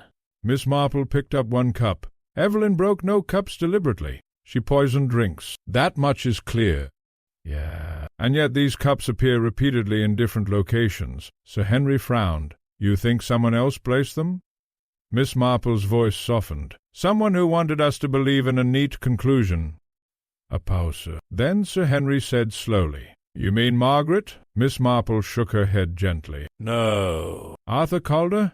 "No." Her eyes turned toward the dark window. Someone who remained unnoticed. That night Miss Marple requested to see Margaret Duncombe privately. Margaret arrived shortly after, looking pale and emotionally drained. "I have nothing left to confess," she said quietly. "I am not here for confession," Miss Marple replied. Margaret sat slowly. "Then why?" Miss Marple placed one teacup between them. "Do you recognize this?" Margaret frowned. "It looks like the others." Margaret nodded. "From Adrian's house, I assume?" "No," said Miss Marple softly. "This one is different." Margaret leaned forward slightly. "How?" Miss Marple turned the cup carefully. "See here." A faint mark, not a crack, a manufacturer's flaw. "Only one set was made with this particular defect," Miss Marple said quietly. "A wedding gift set." Margaret looked confused. Miss Marple's voice softened. "Adrian Duncombe's second wife owned this exact set." A silence followed. Margaret whispered, "He had a second wife?" "Yes." Margaret stared at her. "But I thought—" "You thought you were his only victim," Miss Marple said gently. "But you were not." A long silence settled between them. Then Margaret said slowly, "Who was she?" Miss Marple's expression grew grave. "A woman who survived him." Margaret's eyes widened slightly. "She lived? And no one knew?" "Very few people looked for her." Miss Marple leaned back. "She disappeared not because she was murdered, but because she escaped." Margaret's voice was barely audible now. "And these cups?" Miss Marple folded her hands. "Belonged to her household." A pause. Then realization struck Margaret. Miss Marple nodded slightly. "Yes." "She has been here," Margaret whispered. "All along." Outside, wind pressed gently against the windows. Somewhere in the corridor floorboards creaked faintly. Neither woman moved. Miss Marple spoke softly. "The question now is not what happened 20 years ago," Margaret whispered, "but who is here now?" Miss Marple stood slowly. "That," she said quietly, "is what we must discover before the pattern completes itself." Later that night, as Miss Marple walked back alone through the misty lane toward the village, she stopped suddenly, because she saw something ahead. Near the bridge, a figure standing still, watching, not running, not hiding, simply waiting. And as Miss Marple stepped forward slightly, the figure turned its head just enough for the lamplight to catch the face. A woman, older than Margaret, composed, and holding a small broken teacup in her gloved hand. Then she smiled, and disappeared into the mist. Miss Marple did not hurry. She never did, even when she had just seen something that would have unsettled most people into immediate pursuit. She continued walking at her usual measured pace along the damp village lane. The figure had vanished into the mist near the bridge, but Miss Marple had already learned something important. People who wish to be seen do not disappear properly. They wait, and those who wait usually wish to be followed. By the time she reached the bridge, the mist had thickened again, curling low over the water like a pale shroud. The river beneath moved slowly, indifferent to human affairs. Miss Marple stood still for a moment. Then she spoke softly. "I think," she said, "it would be kinder to come out now." There was no reply, only the faint sound of water against stone. Then a voice, composed, very near. "You always were observant." A woman stepped from behind the stone arch of the bridge. She was older than Margaret Duncombe had suggested, perhaps late 50s. Her face carried a kind of careful control, like someone who had spent a lifetime arranging emotions into acceptable shapes. In her hand was the broken teacup. Miss Marple regarded her quietly. "You must be Mrs. Adrian Duncombe's second wife." A faint smile. "I was Mrs. Duncombe," she corrected gently. "For a very short time." Miss Marple nodded slightly. "And then?" "Then I became something else." "Disappeared?" "Erased," the woman said softly. A pause. The river flowed beneath them. "And now?" asked Miss Marple. "Now I return." They stood opposite each other on the narrow bridge. Two women, one who had spent her life observing, one who had spent hers surviving. The woman spoke first. "You solved too quickly." Miss Marple tilted her head slightly. "I rarely solve quickly." "But you accepted Evelyn Mercer." "Yes," Miss Marple admitted gently. "Because she did kill Leonard Finch and Adrian Duncombe." A faint nod. "That part was correct, but incomplete," Miss Marple added. The woman's eyes narrowed slightly. "Very." Miss Marple continued softly. "Because Evelyn was not acting alone in spirit, was she?" Then the woman smiled faintly. "No." A gust of wind moved through the bridge, lifting strands of mist around them. The woman looked down at the cup in her hand. "I kept these," she said. "Why?" "Because they remind me of something simple." Her voice lowered. "How easy it is to make people believe what you want them to believe." Miss Marple watched her carefully. "You allowed Evelyn to believe Leonard was leaving her for Margaret. You encouraged her jealousy." "I did not need to encourage it," the woman replied calmly. "It was already there. I simply shaped it." Miss Marple's eyes softened slightly. "And Leonard Finch? He was always going to die once he found the truth." "About Adrian Duncombe?" The woman nodded. "And about you." A brief pause. Then the woman's expression sharpened slightly. "You see, Miss Marple, Adrian Duncombe did not act alone in the first poisoning 20 years ago." Miss Marple remained very still. "There was someone else, and that person was you." The words hung in the mist, unmoving. Miss Marple did not react immediately. Then she said quietly, "So Margaret was telling the truth." A faint smile. "Half the truth, always enough to survive." Miss Marple looked at her thoughtfully. "You are the housekeeper, and you helped him poison his first wife." "I prepared what I was told to prepare," the woman replied calmly. "I believed I was protecting a marriage." Miss Marple nodded slowly. "And when you later realized the truth?"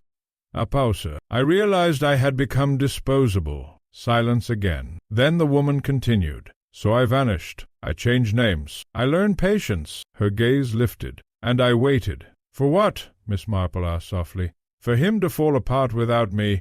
A faint tightening in her voice. "But he didn't fall apart. He rebuilt himself. New name, new life, new respectability." Miss Marple's voice was gentle. "Ambrose Beliers." The woman stepped slightly closer. "But people like him always carry cracks." Miss Marple studied her. "And Leonard Finch found one. And Evelyn Mercer widened it." The woman smiled faintly. "I did not expect Evelyn to become so useful." Miss Marple's expression remained calm. "You used her jealousy. I used what already existed." A pause. "And now?" Miss Marple asked. The woman looked toward the village lights in the distance. "Now everything is finished." Miss Marple's eyes narrowed slightly. "Is it?" For the first time the woman hesitated. Miss Marple continued softly. "You have confessed the past, but not the present." A faint change in expression. Miss Marple stepped slightly forward. "Because Evelyn Mercer is already in custody. Margaret Duncombe is under protection. Arthur Calder knows everything." A pause. "And yet," Miss Marple said quietly, "you are still here." Then Miss Marple's voice softened. "Because there is something you have not yet achieved." The woman's eyes flickered. Miss Marple finished gently. For the first time the woman looked uncertain. Then she laughed softly, a sound without warmth. "Closure," she repeated. "Yes," said Miss Marple. "And what would that require?" the woman asked. Miss Marple looked at her steadily. "The truth." "Completely. Not partially arranged." A long silence followed. The river moved beneath them. Then the woman spoke quietly. "You are very dangerous, Miss Marple." Miss Marple smiled faintly. "I am only observant." The woman studied her for a moment longer. Then slowly she placed the broken teacup on the stone edge of the bridge. "It does not matter now," she said softly, and stepped back. Miss Marple did not move. The woman turned once more toward the mist, and then she was gone. No sound, no struggle, only silence. Miss Marple remained standing for a long time. Then she bent slightly and picked up the broken cup. Her expression was thoughtful, because for the first time everything truly made sense. Not the murders, not the past, but the pattern. A carefully constructed cycle of blame, guilt, jealousy, and survival. And somewhere within it, one person had never truly stopped controlling the story. By morning, the village of St. Mary Mead had begun to tire of fear. Fear, like gossip, had its limits. After a certain point, people preferred certainty, even unpleasant certainty, over endless uncertainty. Evelyn Mercer was in custody. Margaret Duncombe had been placed under quiet protection at Gossington Hall. Arthur Calder had withdrawn into silence, as though the past had finally spoken too loudly for him to answer. And yet Miss Marple did not feel that the case had settled. If anything, it had tightened, like a knot that had been pulled in too many directions but never properly undone. She sat in her drawing-room with Sir Henry that afternoon, knitting with unusual slowness. Sir Henry watched her for a while before speaking. "You're still not satisfied." Miss Marple sighed faintly. "My dear Sir Henry, satisfaction is a rather dangerous emotion in murder cases." He smiled slightly. "Slack thinks it's finished." "Yes," said Miss Marple. "That is what worries me." Sir Henry leaned forward. "Then what are we missing?" Miss Marple did not answer immediately. Instead, she asked, "Have you ever noticed how some people prefer to remain invisible even when they have nothing left to hide?" Sir Henry frowned. "That sounds like Calder." "Not Calder." She placed her knitting down carefully. "The woman at the bridge." Sir Henry's expression changed. "The housekeeper?" Miss Marple nodded. "She has not truly acted as a guilty person would act." "In what way?" "She has not attempted escape." Sir Henry frowned. "But she disappeared." "Yes," Miss Marple interrupted gently. "Long ago. But now she has returned and made no attempt to vanish again." Silence followed. Then Sir Henry said slowly, "You think she wants to be caught?" "No," said Miss Marple softly. "I think she wants to be understood." That evening Miss Marple made her decision. She sent a message to Inspector Slack requesting a private meeting at Hawthorne House. When Sir Henry protested, she only smiled. "My dear Sir Henry, one cannot solve a pattern without seeing all its pieces in one place. And what is this meeting supposed to achieve?" "Clarity." Hawthorne House felt different now, quieter, stripped of its early attention, yet not at peace, as though the house itself was waiting for the final explanation. Inspector Slack arrived precisely at 6, looking irritated but attentive. "You said this was urgent." "It is." He glanced around. Where is everyone else? "Arriving," Miss Marple said calmly. Indeed, within minutes Sir Henry arrived, followed by Dr. Haydock. Margaret Duncombe came last. She looked fragile but composed. Miss Marple observed her carefully. Not guilty, not innocent, simply exhausted. When everyone was seated, Miss Marple stood. "I have asked you here," she said gently, "because something remains unresolved." Inspector Slack frowned. "The case is closed." "No," said Miss Marple softly. "It has only been arranged." A silence fell. Margaret spoke quietly. "Then what is missing?" Miss Marple turned toward her. "The truth about the first death." Margaret stiffened slightly. "My husband's first wife?" Sir Henry looked alert. Miss Marple continued. "We assumed Adrian Duncombe poisoned her alone." Slack nodded. "That was the established case." "Yes," said Miss Marple. "But it was never entirely true."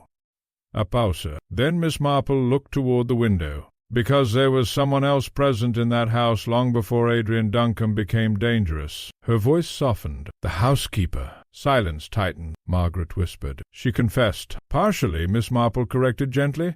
"But not the full arrangement." Inspector Slack frowned. "What arrangement?" Miss Marple turned slowly back to them. "The arrangement of silence." She walked slowly toward the table. "When a crime is committed in a household," she said softly, "it is rarely the work of one mind alone. It is often the result of shared secrecy." Sir Henry listened intently. "The housekeeper helped prepare the poison," Miss Marple continued.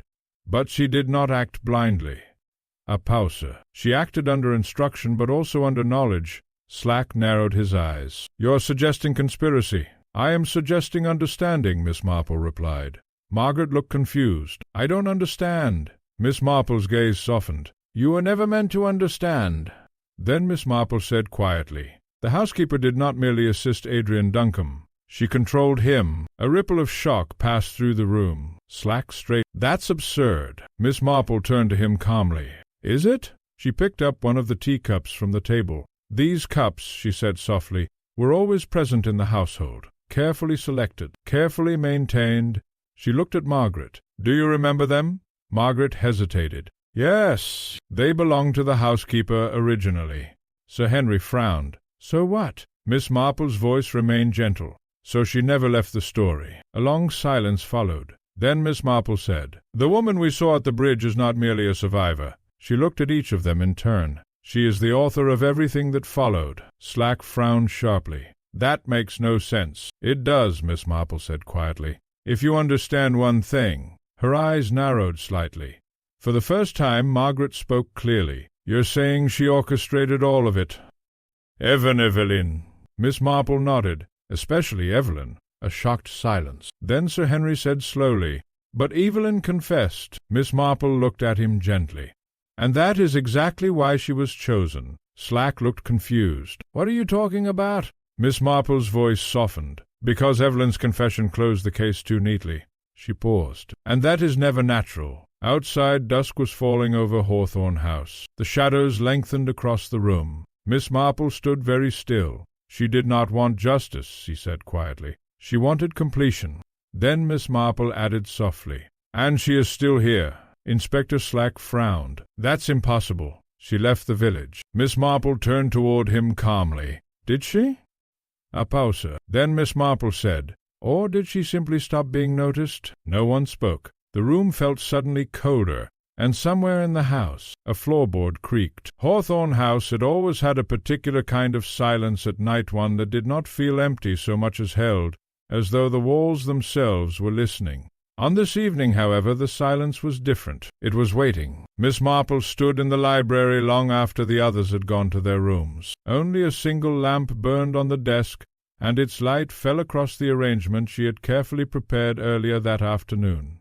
A tea-tray, 5 cups, all white, all with broken handles. She had insisted they be placed exactly so. Inspector Slack had disapproved. Sir Henry had looked concerned. Dr. Haydock had looked doubtful. But Miss Marple had been very gentle and very firm, and so the cups were there, like a small domestic courtroom. "Really, Miss Marple," Sir Henry said quietly behind her, "you are treating this as though it is a performance." "In a way," she replied softly, "it is." The door at the far end of the library opened. Margaret Duncombe entered first, then Arthur Calder, then Inspector Slack, still looking as though he suspected he had been drawn into something unnecessarily theatrical. Dr. Haydock followed, uneasy. And lastly, very quietly, almost as if she had been there already, and was merely becoming visible, Miss Evelyn Mercer. She had not been kept in custody. Not tonight. Tonight was Miss Marple's request. Evelyn looked fragile, her hands tightly clasped, her eyes fixed on the floor.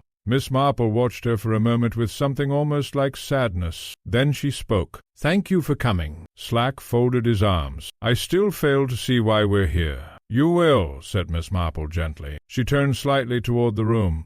"Because this is not about Evelyn Mercer." Evelyn flinched slightly. Margaret frowned. Arthur Calder said nothing, but his eyes sharpened. Miss Marple continued, "This is about the person who has been arranging events." Slack gave a short, impatient laugh. "Oh, here we go again." Miss Marple did not look at him. "This is about the person who ensured that every emotional weakness in this case was placed under pressure at exactly the right time." She walked slowly toward the tea-tray. "And who ensured that every explanation seemed to point neatly away from them." Her fingers rested lightly near one of the cups. "The cups," she said softly. A pause. Dr. Haydock frowned. "What about them?" Miss Marple turned. "They are not a coincidence." Then she added, "They are a signature." Evelyn whispered suddenly, almost involuntarily, "No." Miss Marple looked at her kindly. "Yes, my dear." Evelyn's eyes filled with panic. "I didn't, I told you I know," Miss Marple said gently. "You did not arrange this pattern." Evelyn blinked. "Wow." Miss Marple's voice remained calm. "You reacted to it." A pause. Then Miss Marple turned slowly toward the far end of the room. Because someone ensured you would. The lamp flickered slightly. A faint draught moved through the library. And then, from the shadows near the bookcase, a voice spoke. Composed, familiar. You always were perceptive, Miss Marple. Silence fell instantly. Margaret turned sharply. Arthur Calder froze. Inspector Slack reached instinctively toward his pocket. Dr. Haydock stepped back. Evelyn gave a small sound of terror. Miss Marple did not move, because she had already known. Slowly a woman stepped forward into the lamplight. Not the frightened housekeeper, not the imagined survivor, not the figure of myth or mistaken memory. This woman was real, and very much present, older than Margaret Duncombe, straighter than Evelyn Mercer, her expression calm, almost serene, and in her gloved hand a broken teacup. She placed it gently on the table among the others, and smiled. "My dear," she said softly, "you make everything sound so complicated." Miss Marple regarded her steadily. "And you," she replied, "have spent a lifetime making simple things appear complicated." A pause. Inspector Slack stared. "You," he began. Sir Henry's voice was quieter. "It cannot be," but Miss Marple nodded slightly.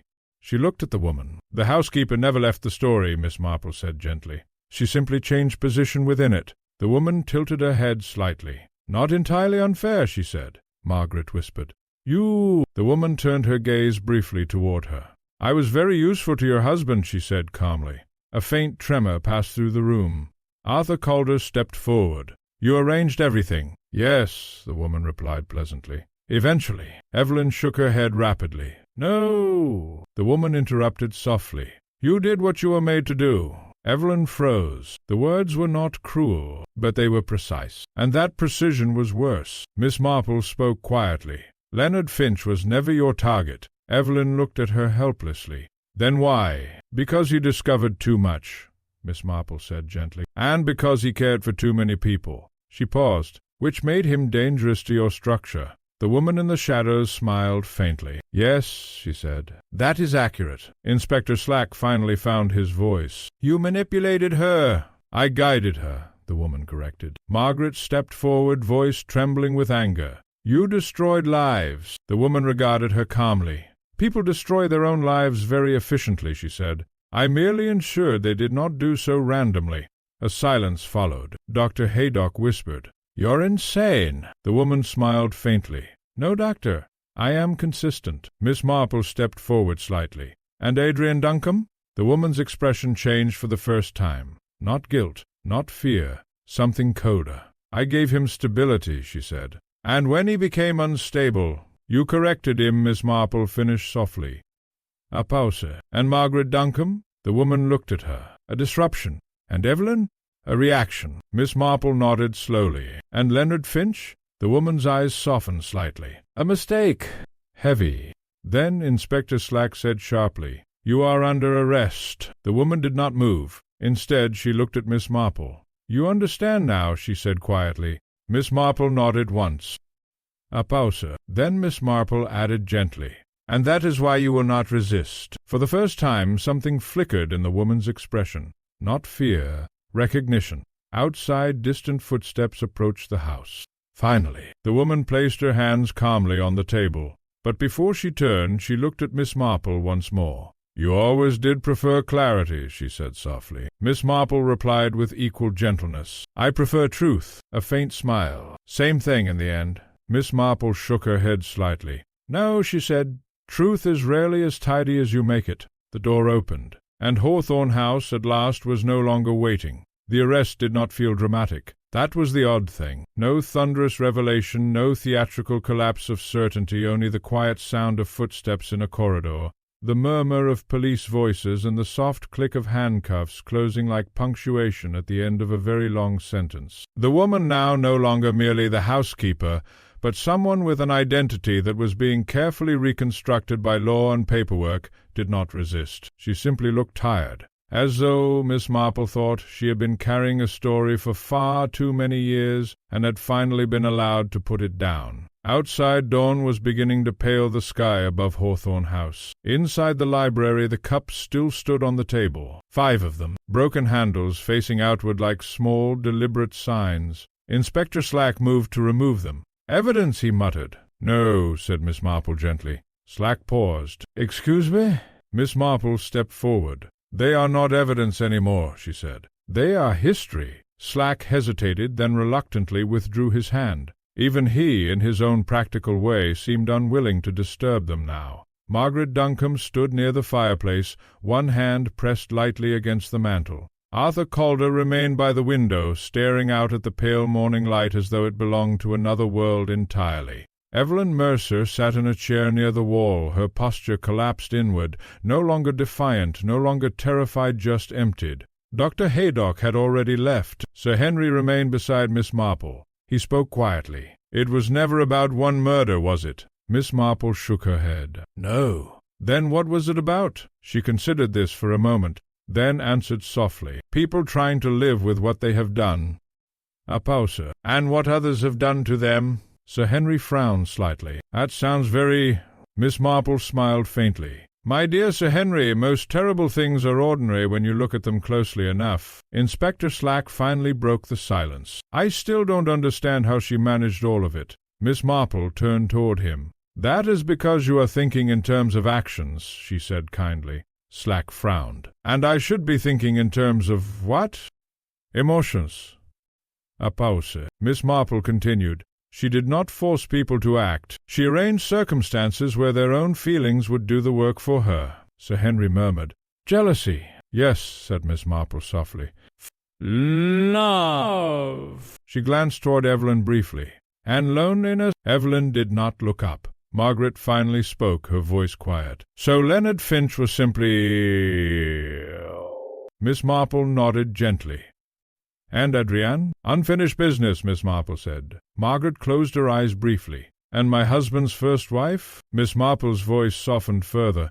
"A beginning." Silence followed. Not heavy this time, just tired. Inspector Slack sighed. "So what happens now?" Miss Marple looked toward the window. "Now," she said, "people will try very hard to make it simple." Sir Henry gave a faint, weary smile. "And will they succeed?" Miss Marple considered this. "Some will think so." She turned slightly. "But simplicity and truth are rarely the same thing." A short time later the house began to empty. The police took the woman away quietly. No struggle, no final speech, only one brief look back at the library at the cups before she left, as though confirming that her arrangement had been properly completed. Evelyn was led out separately, still silent. Margaret and Arthur departed together, not speaking much, walking like people who had been returned to a life they no longer fully recognized. One by one the story released its hold on Hawthorne House. By mid-morning only Miss Marple and Sir Henry remained. They stood in the now empty library. Sunlight finally touched the teacups, turning them from symbols back into ordinary objects. Sir Henry exhaled slowly. "It feels—" Miss Marple did not immediately respond. She walked to the table and gently picked up one of the cups. The broken handle was smooth from age, carefully worn. "Familiar." "Yes," she said at last. Then she added more quietly, "But nothing like this is ever truly finished." Sir Henry looked at her. "What do you mean?" Miss Marple placed the cup back down carefully. "People go on," she said. "They always do." A pause. "And they carry what happened with them in ways they do not always understand." Sir Henry studied her for a moment, then smiled faintly.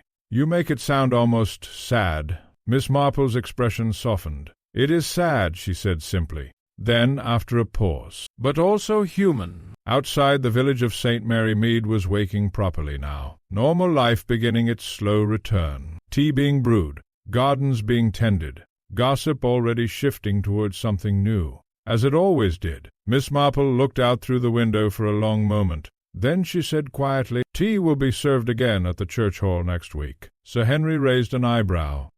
"And someone will remark," she continued gently, "that nothing ever happens in St. Mary Mead." Sir Henry gave a small, resigned laugh. "And you will disagree." Miss Marple smiled. "Oh, yes," she said. "I always do." And with that the matter of Hawthorne House was closed. Not neatly, not completely, but as completely as such things ever could be. And Miss Marple as always returned to her knitting, because life, she knew, never truly stopped offering new patterns to observe, even after murder, even after truth, even after tea.